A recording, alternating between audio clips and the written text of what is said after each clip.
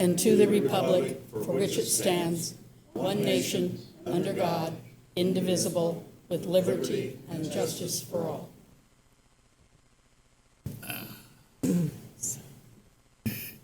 Let the minutes reflect we have 6 of our 7 members here. Everybody have a chance to read the minutes from the previous meeting? Excuse me, Mr. Thompson, we do have 7 members. One is virtual. Greg Van Leer is virtual. Good evening. We can't see him. Can't hear him either. Can you say good evening again, Greg? Good evening, everyone. Okay. Hey, Greg. Sorry. I wasn't told that was happening. Anyway, on the minutes. Anybody have any additions or corrections? If not, I will entertain a motion to approve them as submitted. I move to approve the minutes of the May 11th meeting. Second. We have a motion in 2 seconds. No. I think she beat you just. She can have it. All right, Sue, you win. All in favor signify by saying aye. Aye. Opposed? Aye. Heard that. Motion carried. Sign that.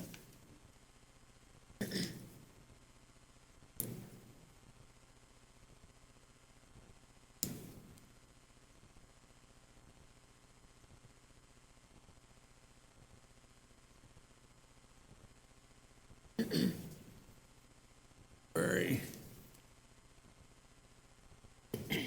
Okay, new business.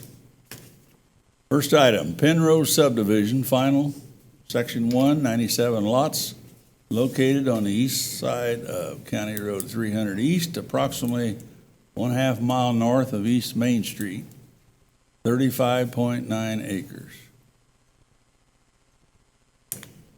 Yes, this is finally, after a few glitches, you're finally going to be hearing this first section of Penrose. And Brett Huff with Kimley Horn and Associates is here to present the project. Okay.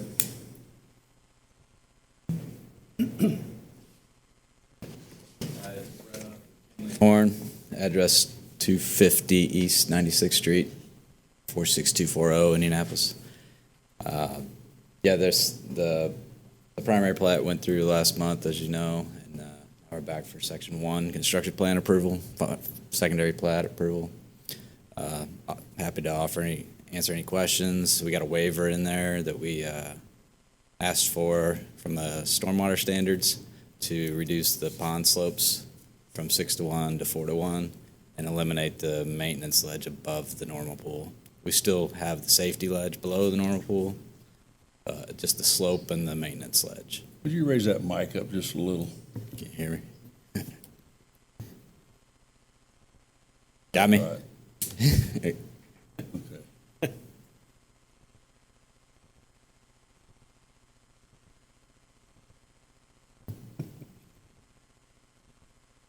that better? Yeah. Yes, it is. Thank you. Thank you.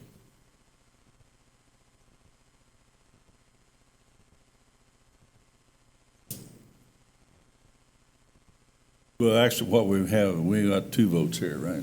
We'd have to do the preliminary first and then the waiver. Well, it's final approval for Section 1, so the motion would be for final approval and then the waiver.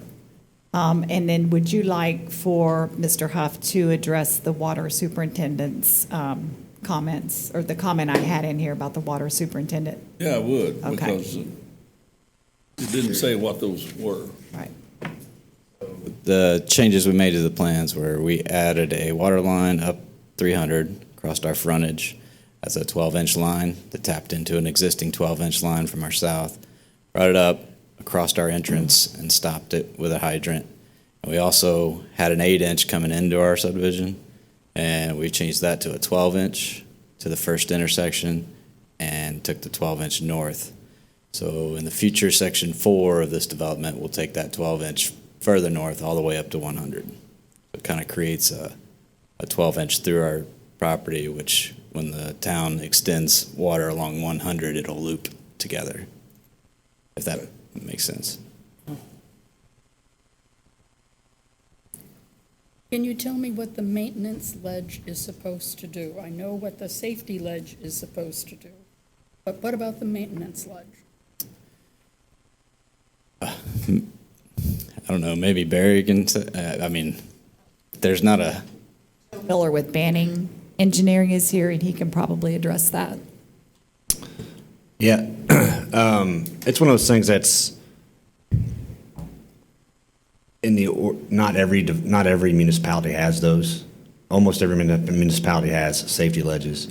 The slopes that are in question here, the 4-to-1, are pretty flat. You can get a vehicle or a excavator through there and on those in order to do quote unquote maintenance. It's just one of those things that somebody in my opinion, somebody put a standard together about 15, 20 years ago, and it's just kind of been one of those things that's lingered on, and nobody's really questioned why it's there. What I've noticed here in Danville, prior to the secondary plats, and Barry might be able to correct me, but prior to the secondary plats getting approved here before the commission, I think those slopes, either somewhere between 4 and 6-to-1 on the ponds, were pretty standardized. There was a safety ledge, but there really wasn't any maintenance ledge. If you go out to a development that has a maintenance ledge, it looks kind of weird because the pipes coming out don't seem to fit very well. They're exposed. It looks odd. It takes up a lot of ground. It doesn't have any change to the overall development as far as the discharge rates or anything like that. So considering all those things, I think it's something that the commission may consider. We've been debating back and forth, putting together some updated standards for the stormwater to kind of really codify what the standards really are intended to be. And I think with this kind of, just in the first few months of the secondary plats being approved by Plan Commission, there's already been 2 requests to have this changed. I think that's something probably really want to strongly consider modifying with the standards. Like I said, there's a lot of municipalities that do it both ways, and there's probably benefits to each, but frankly, it takes up a little less ground. Some people find it more appealing without the maintenance ledge. The way the ponds look, they look a little more natural that way. Will the ponds be shallower if we go to 4-to-1? Or will they There really is no difference. There's no difference? There's in the no depth of the difference water? in normal pool. There's Okay. no difference in the depth of the pond, really. It's just a matter of how much ground it takes up on the footprint of the land and how that how it slopes back up to the adjacent properties. So if I understand it right, the safety ledge is below pool level. Correct. Then the maintenance ledge was proposed right above normal pool. Yeah, a foot or 18 inches above, yeah. Yes. So you're basically from the safety ledge up to the top, we're proposing a 4-to-1 slope instead of 6-to-1. that's correct.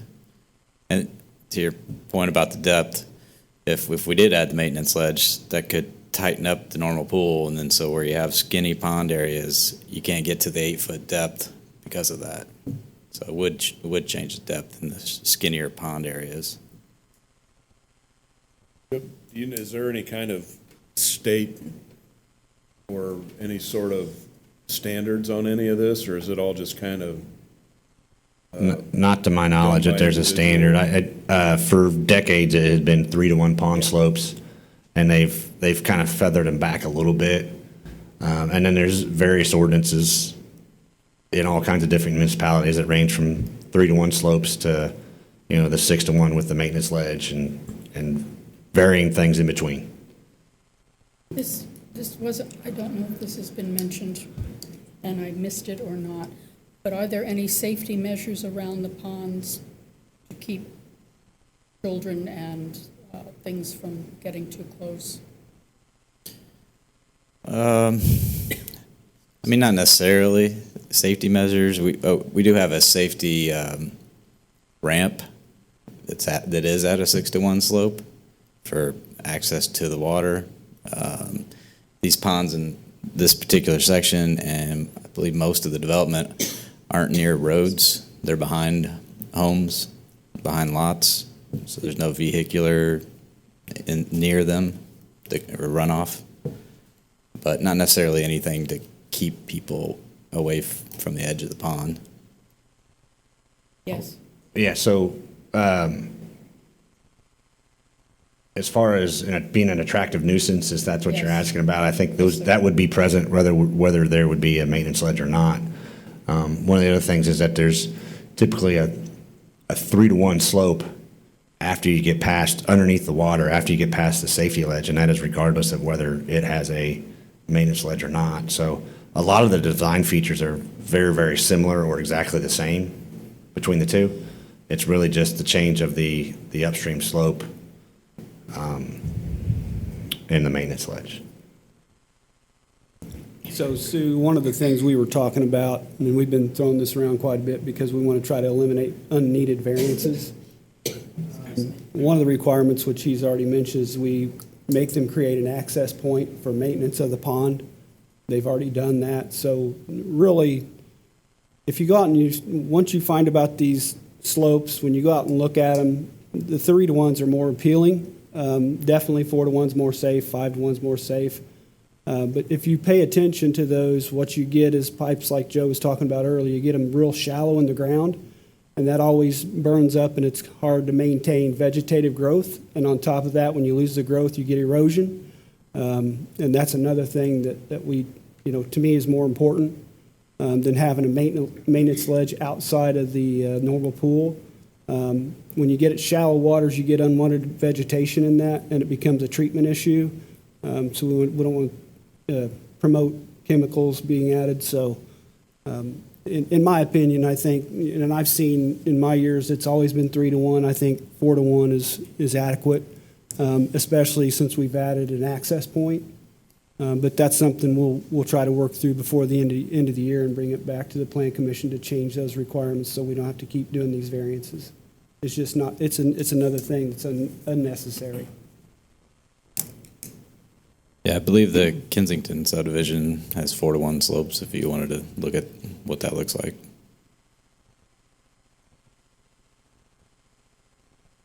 I believe a variance was also issued for the bevy It was. recently, which is You- just, You get into constraints on area, because when you flatten that pond out, they have to make them bigger to get the storage capacity. So you end up having very, very, very large ponds and, 6 one, half a dozen the other. Do you want a smaller, deeper pond that's not deeper, but has steeper slopes that has better capacity, or do you want huge ponds that take up more space? So in my opinion, it's better to go, find a good slope that's going to try to accommodate everything we want to do and not grow the pond so large. My concern, and I have no background information to back it up, other than you read in the papers about children or animals getting trapped in the ponds, and my concern would be safety. And I don't know of any requirements we have for that. I was just inquiring.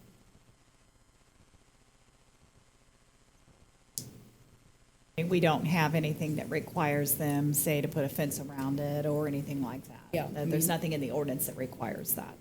I mean, from time to time, you read Right. children, cars going into ponds. And I think it really is more of a concern, and because he mentioned the ponds being back behind the homes, is like ponds that are adjacent to a public road, say a county road or a public or a city street.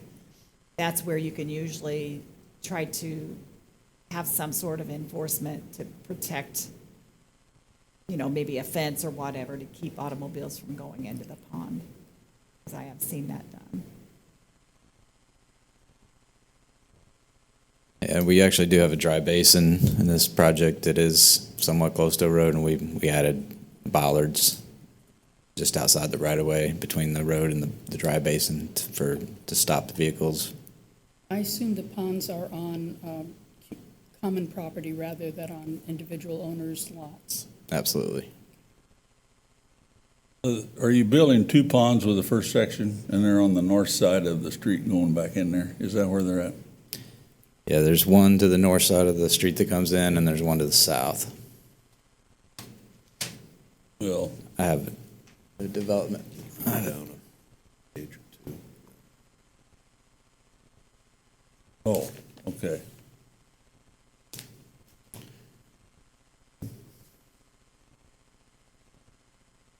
That's confusing.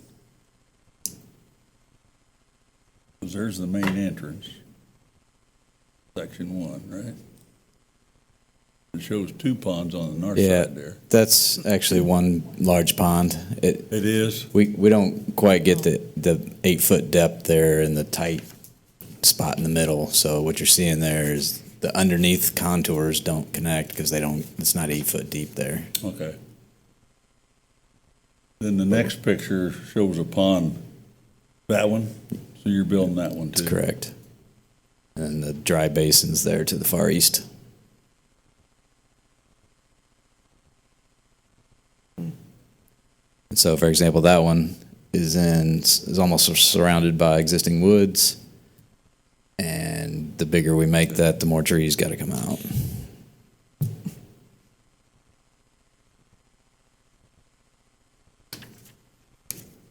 Okay.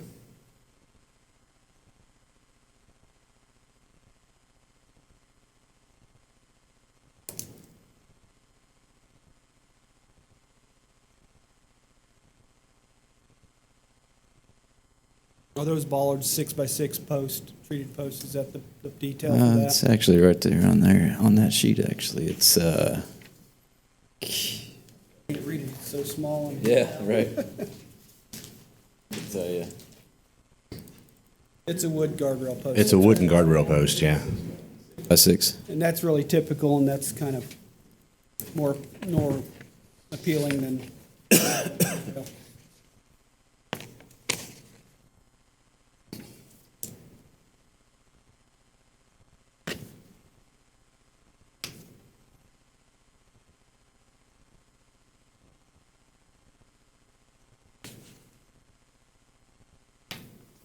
Is there a form for the approval, or we just, I have oh, you do?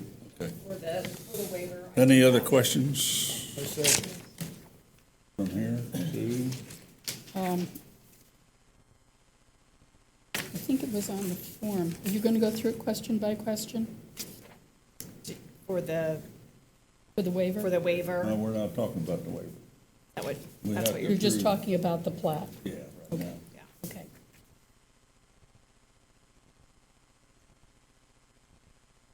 Guess that's no other questions right now. Okay, thanks. If there's nothing else, I would entertain a motion to approve the final plat. I move that we approve the final plat contingent upon compliance with the water superintendent's recommendations. Okay. We have a motion. Do I hear a second? Second.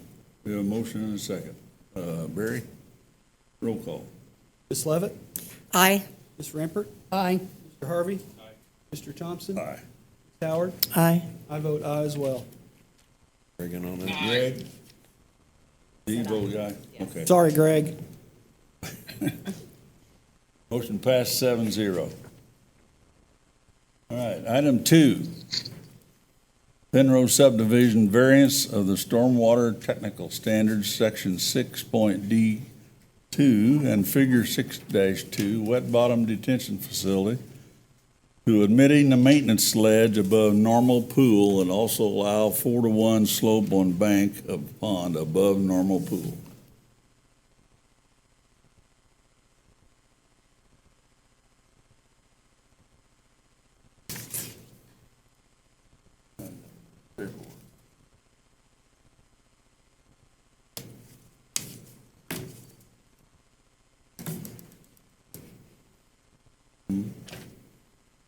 That's good.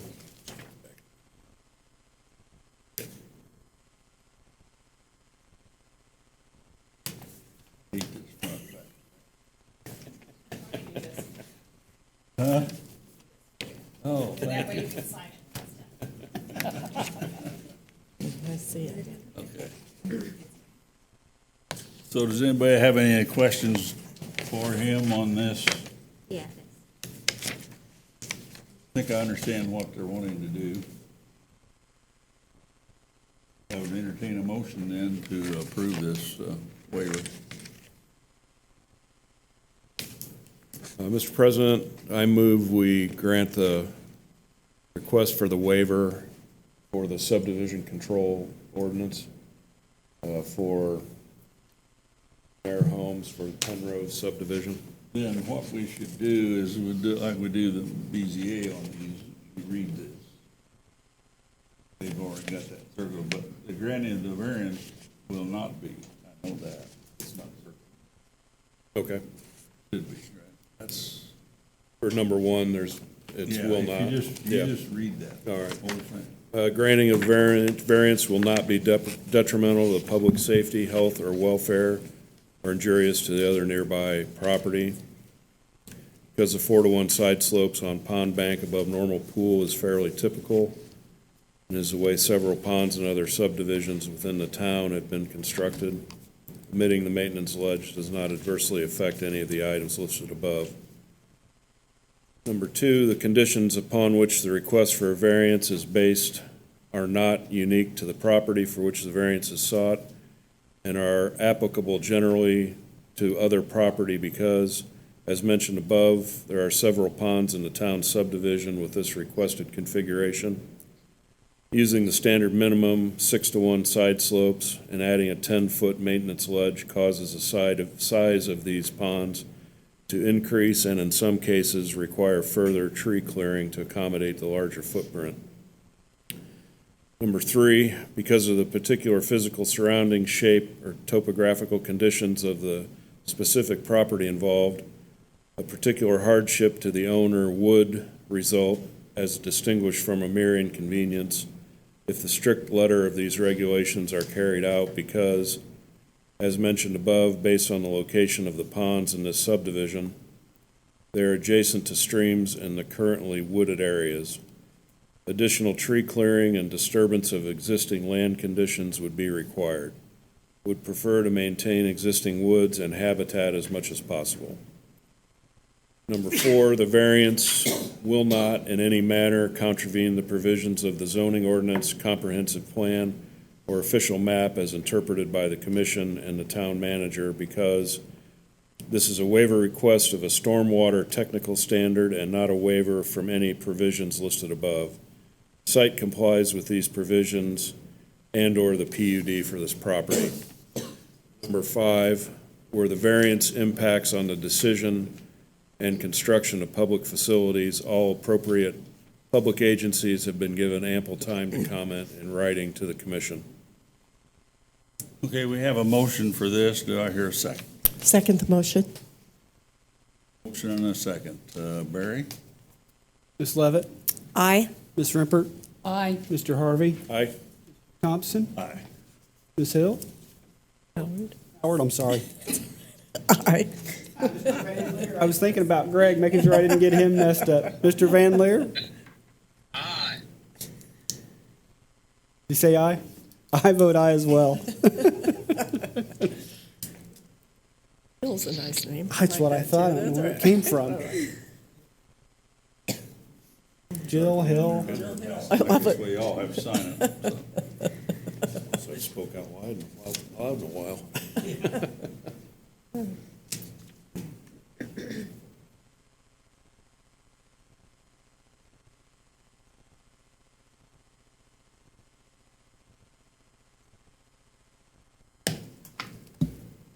While they're signing that, the next item on the agenda is the Design Review Committee recommendations. Pyramid Construction and Maintenance LLC, Steve Ward, 94 North Jefferson Street, exterior renovation. So, is he here? No, they're not here. Okay. This was heard by Design Review Committee back in January, and I somehow left it off of the Plan Commission agenda, and I realized that when I was going through the file. So that's why it's on your agenda tonight, is just to get approval for it.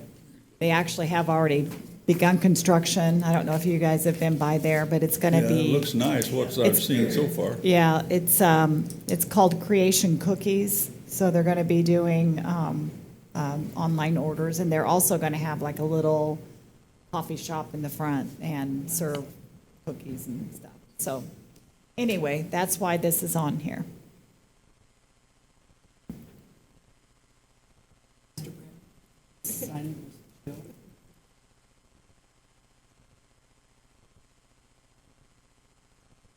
Thanks. It's hers, wasn't it? Oh, it's yours.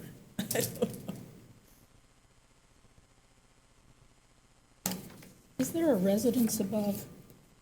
There, right now, it's Oh, maybe empty. that one's mine. This one might be. They are going to be putting something Pass it back. upstairs. They're allowed to do apartment, but they may do a couple of offices up there.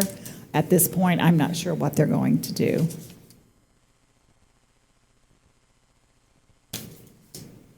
Thank you.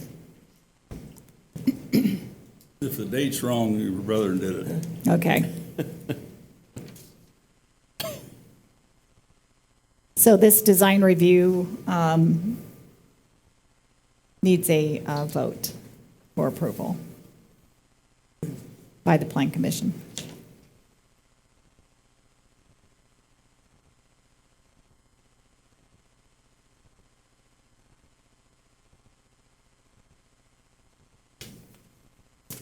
Yeah, there's a drawing in the packet, I noticed it shows that upper level. Yeah. Yes.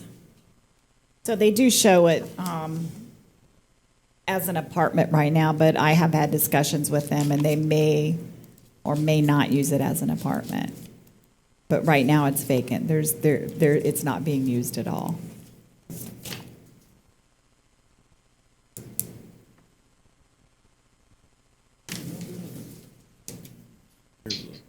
Yeah, If you'll notice, they did put an entrance off of the north elevation, which is Clinton Street. And they've done a few minor changes to the exterior, not a whole lot.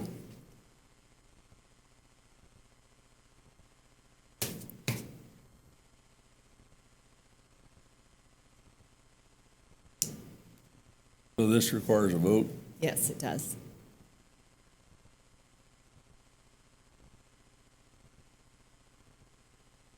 Okay.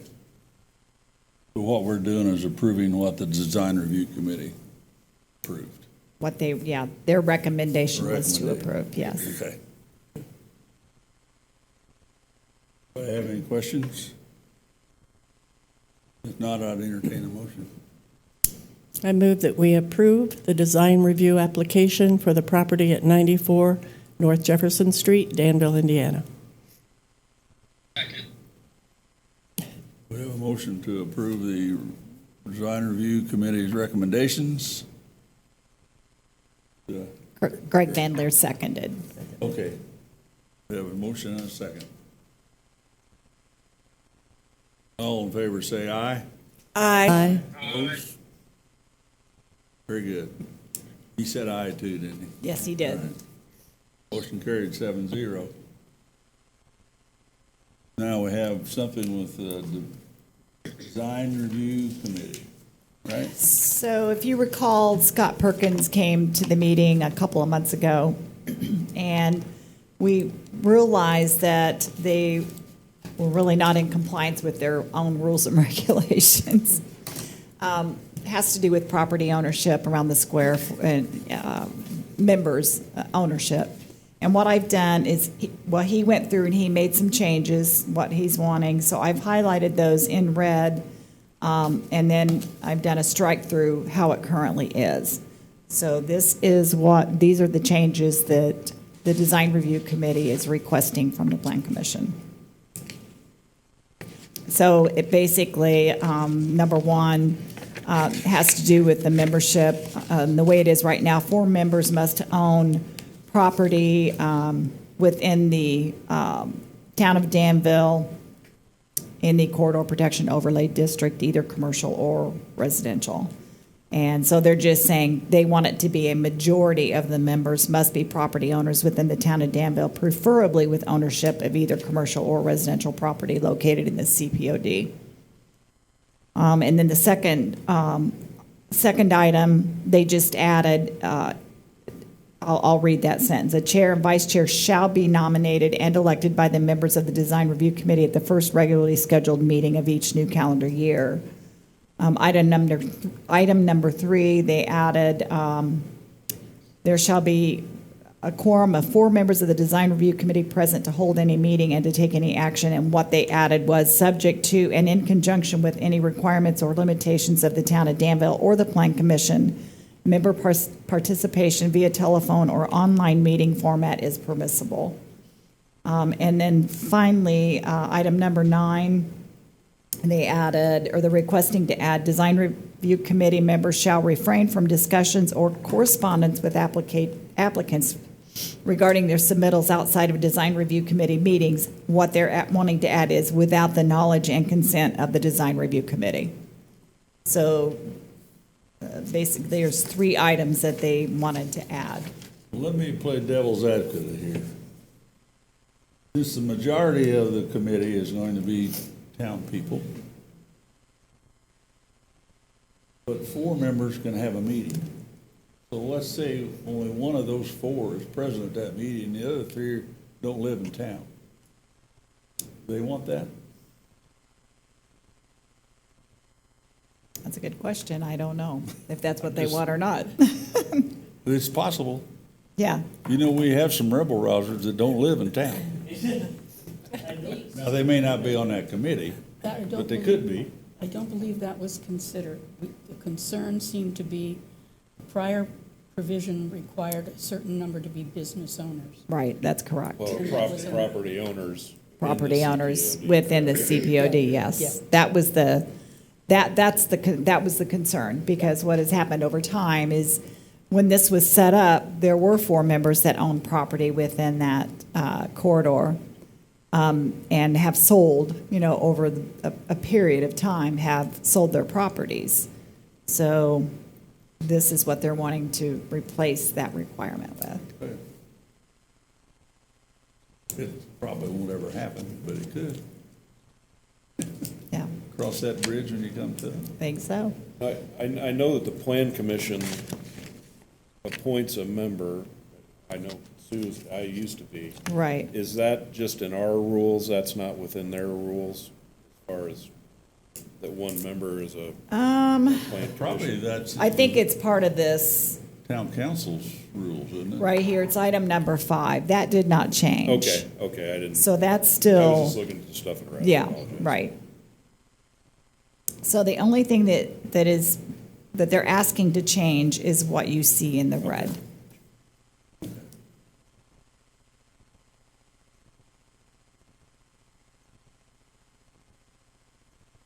Any other questions? Not, I'll entertain a motion to approve these changes. So moved. We have a motion, do I have a second? Second. Motion and a second. All in favor signify by saying aye. Aye. Opposed? Motion carried, 7-0. Items for discussion, oh, we just did that. Do you have any reports? I do not have anything new right now. No rumors? No rumors. No old rumors? Well, there's probably I think rumors out there. they're still working on the old diesel, aren't they? I see Yes, a they little are. change out front. Well, every once I've in a while. noticed when I was by there the other day, they have exposed all the glass above, which looks so much better. Yeah. So, yeah, I think hopefully they get that done pretty soon. I think they have, 1 year between inspections? The permit's good, as long as they have 1 inspection a year, is that right? Yep, but we haven't had an inspection yet, so. So we need to maybe be taking a look at that, huh? 1 year, Just like all the buildings on the square, they're hard to work on, so yeah. it can be difficult, and slow. We do have a meeting in July. think we are going to have a meeting. I don't think anything was filed for the Plan Commission for July. Well, I'm sure you'll let us know either way. I will definitely let you know. If we do, I won't be here, Okay, for the record, all right, thank you. in San Diego. San Diego. Conference for work, yeah. All right, nothing else? I would entertain a motion to adjourn. I move that we adjourn the meeting. I second. Motion to adjourn and a second. All in favor signify by saying aye. Aye. Opposed? Gone. You bailing me out, Tommy? Waiting on you.